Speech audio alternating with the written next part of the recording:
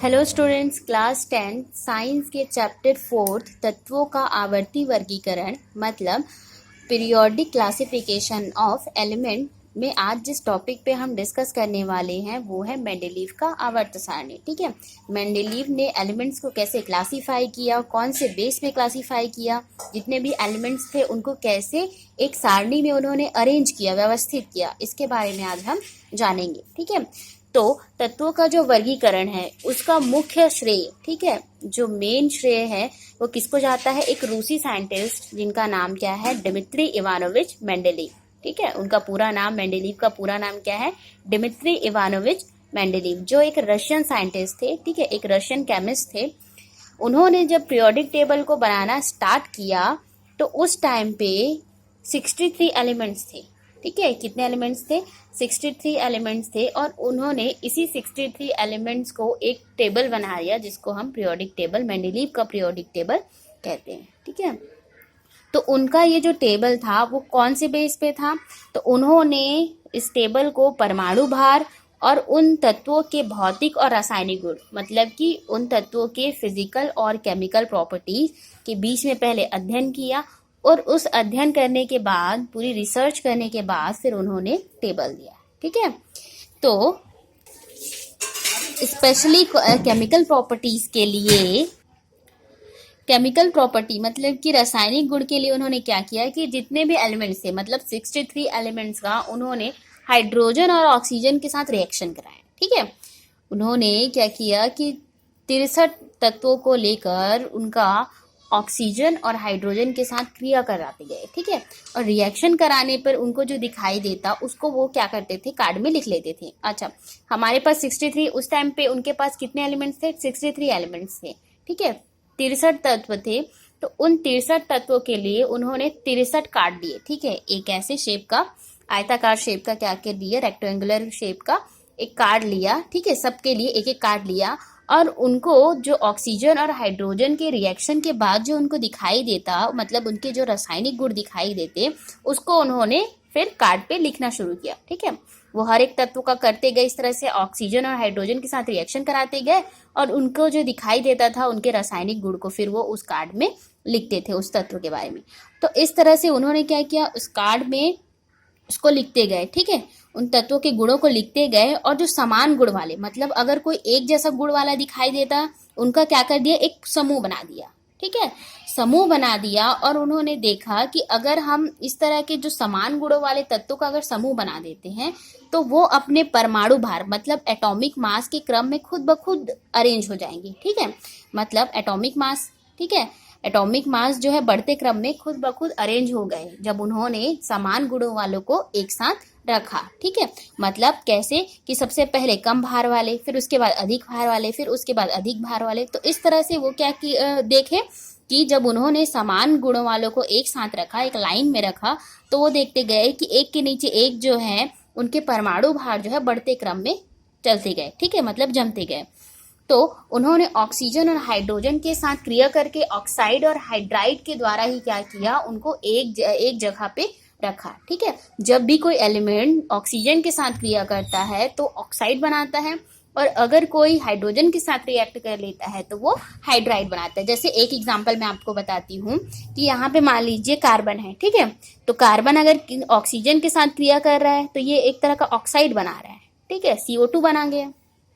अगर इसको हमको एक फॉर्मूला बनाना है, ठीक है, तो मैं क्या करूंगी यहाँ पे, मतलब कि उन्होंने क्या किया कि इस C की जगह पे R, ठीक है, C को जो कोई भी तत्व है उसको क्या मान लिए हम? R मान लिए, plus O2 is equal to, इसका फॉर्मूला क्या हो जाएगा? RO2।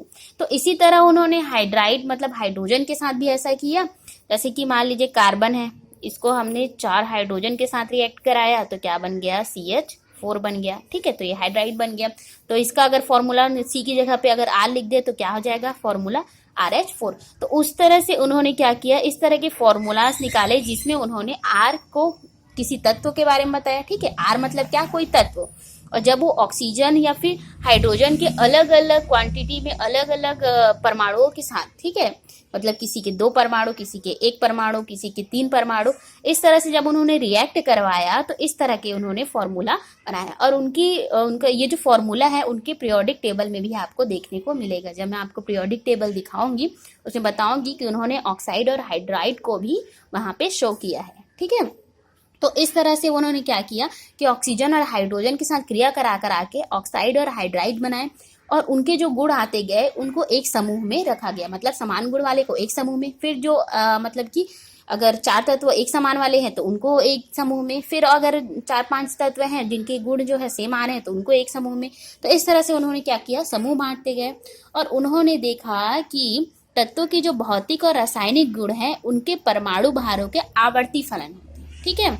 मतलब क्या है कि उनके केमिकल और जो फिजिकल प्रॉपर्टी है वो परमाणु भारों के आवर्ती फलन होते हैं। मतलब एक निश्चित अंतराल के बाद जो समान गुण वाले तत्व है वो, मतलब कि जो समान गुण है वो फिर से रिपीट होता है। जैसे कि मान लेते हैं कि सोडियम है, तो सोडियम का परमाणु क्रमांक कितना होता है, 11 होता है, आपको पता है 11 होता है, ठीक है।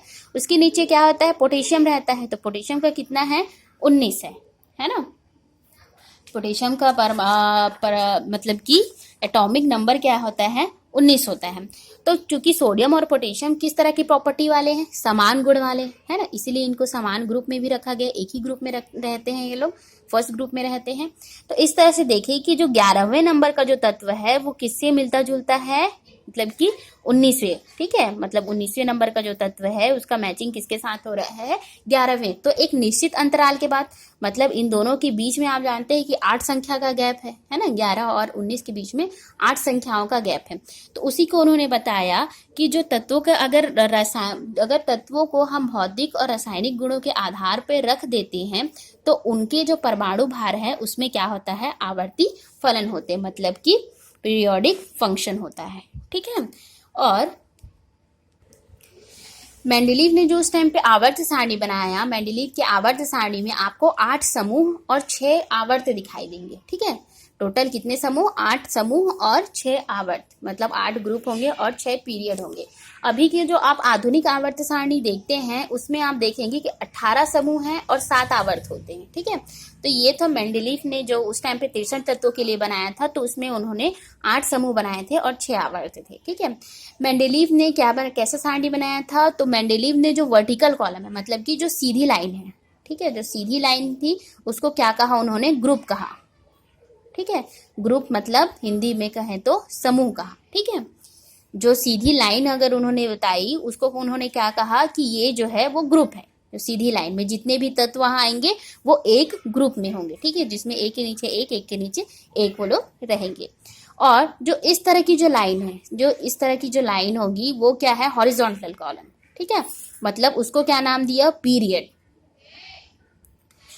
नाम दिया। इसको हिंदी में क्या कहते हैं, आवर्त कहते हैं ना, हिंदी में इसको आवर्त है। तो जो सीधी लाइन थी उनको उन्होंने ग्रुप कहा, और जो इस तरह से क्षैतिज जो लाइन थी वो उसको उन्होंने पीरियड कहा, ठीक है। मेंडेलीव ने जो आवर्त सारणी दिया उसका प्रकाशन, ठीक है, उसका पब्लिकेशन कब हुआ, 1872 में जर्मन पत्रिका में हुआ था, ठीक है।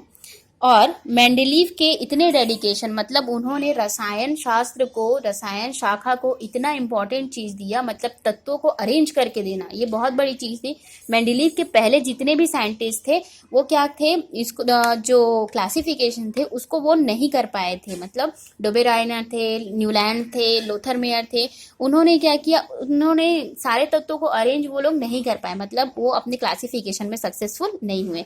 बट मेंडेलीव ने क्या किया, उन्होंने 63 एलिमेंट्स को अच्छे से सक्सेसफुली क्या कर लिया, उसको अरेंज कर लिया, ठीक है। तो इसलिए उनके इस डेडिकेशन के लिए जो अभी आवर्त सारणी आप देखते हैं तो उसमें एफ ब्लॉक में, ठीक है, एफ ब्लॉक के जो एक्टिनॉइड्स होते हैं उसमें तत्व क्रमांक अगर 101 को देखेंगे तो वहां पे एक तत्व आपको एमडी दिखाई देता है, ठीक है, एमडी जिसका नाम है मेंडेलियन, ठीक है।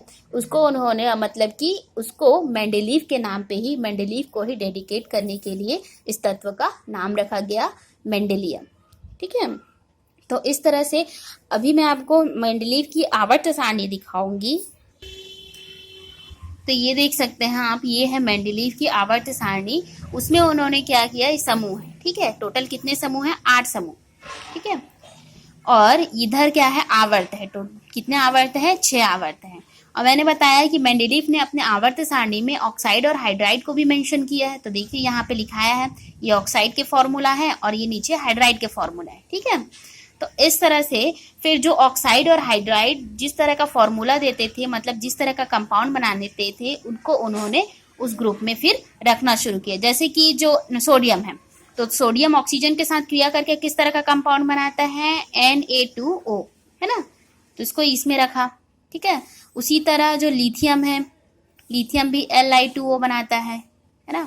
जैसे कि यहाँ पे सेकेंड वाले कॉलम पे, मतलब कि सेकेंड वाले जो समूह है उसमें मैग्नीशियम है, ठीक है, तो उसका फॉर्मूला क्या है, RO।